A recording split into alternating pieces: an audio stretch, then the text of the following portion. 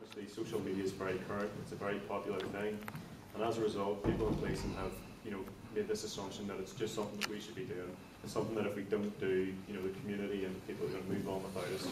We're going to be left behind. I think that's difficult. I think, unfortunately, that's led to a lot of scepticism about its merits and the value of actually being involved in Facebook at all. And really, that's sort of what I'm going to try and do with this presentation. I'll show you that we're not just doing this for the sake of it, that we have a clear idea about what it is that we want to achieve, and then I'll go through details of the impact, covering findings from a 6-month review that I did on the page, some of the demographic detail that we have available, some of the sort of quantitative things, what the impact's been on crime, some of the success stories around recovered property and things like that that can be traced directly back to the Facebook page. And I'll also give you some stats which we've just got fresh off the press in terms of the format of the page. Not everybody here is familiar with Facebook, but basically we chose what's known as a fan page. The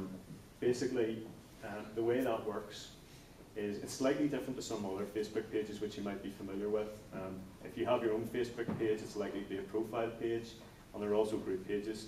The difficulty with profile pages and group pages is that if somebody wants to follow what you're saying on your page, they have to give you access to their profile in return. So you can imagine the difficulties. People didn't want to give the police the ability to go in and look at their personal profile. So at the start, whenever we did the initial pilots, we found that it was quite difficult to get people to register with the sites. When we migrated over to a fan page, that changed, because the difference with a fan page is people can like your page without giving you that access to theirs. All our work on Facebook has been predominantly through mobile data. It's been through iPhones and iPads, which is class if you get an iPhone, brilliant.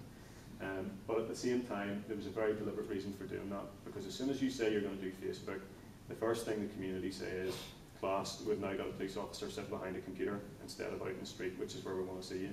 So it helps you fend off that criticism straight away, and it's important. And it actually has some useful applications in terms of maximising your visibility on the ground as well, and I'll explain how that's worked for us. It creates a bit of a dialogue. They can ask questions of the police and you can then respond to them. The only thing to bear in mind, of course, is that you're not having a conversation with one person. Every single time you're talking to them, you're talking to, in our case, about 3,000 people in Hollywood. In the case of ours, you're talking 7,000. And across C District, I think we now have somewhere in the region, well, we're approaching nearly 20,000 people in C District. What we tried to do with Facebook was to try and get the absolute maximum value out of the high visibility patrols that we were doing. And the way that we did that was, we were quite upfront. We put posts on of where we had been patrolling, and that's quite important. And we sort of used wall posts in conjunction with photographs. Just think, again, a lot of people don't trust us. They don't believe what we say, perhaps thought that what we were putting up was, all spin and rubbish. But if you put a picture up of a police officer standing, in the estate, you can't argue that officer was physically there. But the value that you can get out of that is huge, because, take for example, we're all sitting here now. We don't know who's in our streets at home, but if you came home this evening, or you got a message through on your iPhone, you picked it up, and it said that the police had been in your local area, you would derive some reassurance from that. And certainly, from the conversations we've had with members of the public, that's coming back, and it's creating this sort of new level of visibility where people they didn't ever see us with their own eyes, but they know we were there because they read the posts or they've seen those photographs.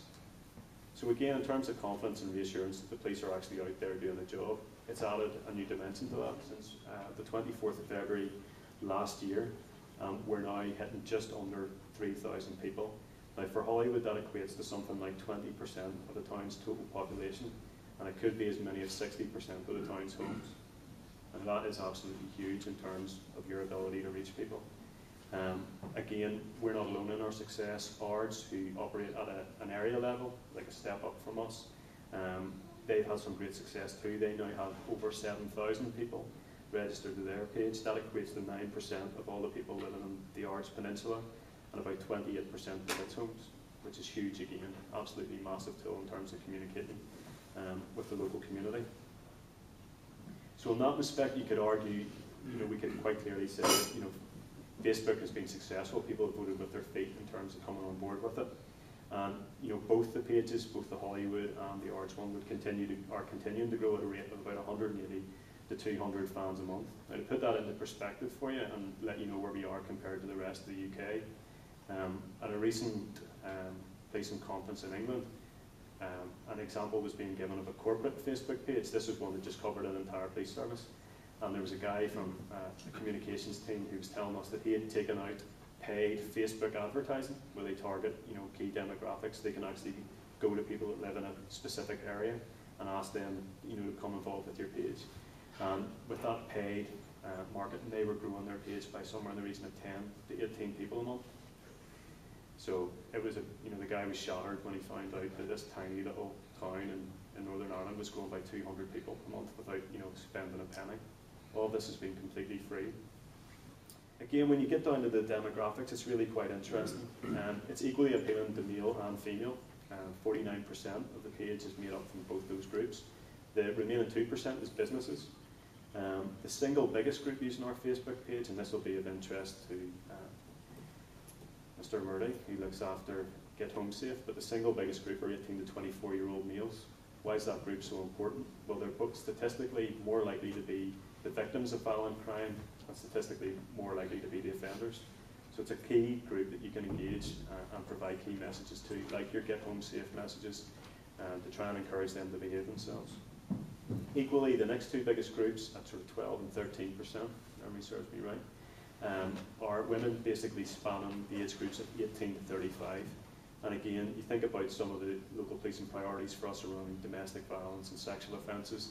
Again, this is a demographic that are, statistically far more likely to be the victims of those offences. So again, Facebook offers us the potential to communicate with those people in a really innovative and effective way. The limitations are there to see as well in the demographics. As I've said, it just doesn't work in terms of children 0 to 13, unless of course you take into account that you may be talking to their parents on Facebook. And again, you look at that demographic of women aged 18 to 35, and those are young mothers. Those are people who are going, to have their time at a premium, but at the same time have a real interest in the safety of their kids. So you have an opportunity there. What I think it does do, in particular for us around the over 55s, over 55s in Hollywood are 1/3 of our population, but only make up 4% of the Facebook page. So Facebook isn't the way to engage with them. Like everybody else in this room, we already have existing mechanisms for engaging with those people. We've got an over 55s club that we work with. And what this serves to underline is basically, you don't throw the baby out with the bathwater, in my opinion.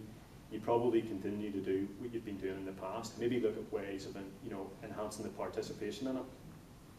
But you use Facebook as part of a range of engagement as opposed to your be-all. And again, yeah, you get huge potential for good news stories. Virtually everything is a good news story. A beat becomes a good news story. If people find out that the police have been in their local area, you'd be amazed at how many people come on and say that they like that. It's not great, the police have been in my area, positive news story. At the same time, with the information tab, and you can be quite innovative as well in terms of how you raise awareness of who your neighbourhood officers are. We've run competitions where we've basically said, we've got an item. I think we were fortunate. Doctor Who was in Hollywood. Why wouldn't he be? Everybody was pleased. His agent said, look, you're going to be making a big movie in Hollywood. Happy days. County down. Bit of a disappointment for him. But while he was here, we grabbed him. We got him to sign some Doctor Who stuff for us, and we ran a competition on the website. The way that you won the screwdriver, sonic screwdriver thing was you had to be a registered fan of the Facebook page. So you're growing your page by doing that. But you had to tell us who your local neighbourhood officer was. So we were then, and then we did that old GMTV, morning quiz thing where we said, oh, if you wanted to know, you could check here. Here's a hyperlink. But the idea was, one person wins that screwdriver, but 200 people enter. So an extra 200 people now know who to find out who their local neighbourhood officer is if they need to, because they've been through that process. We've walked them through it. So we've been able to do some quite creative things with it in respect to that.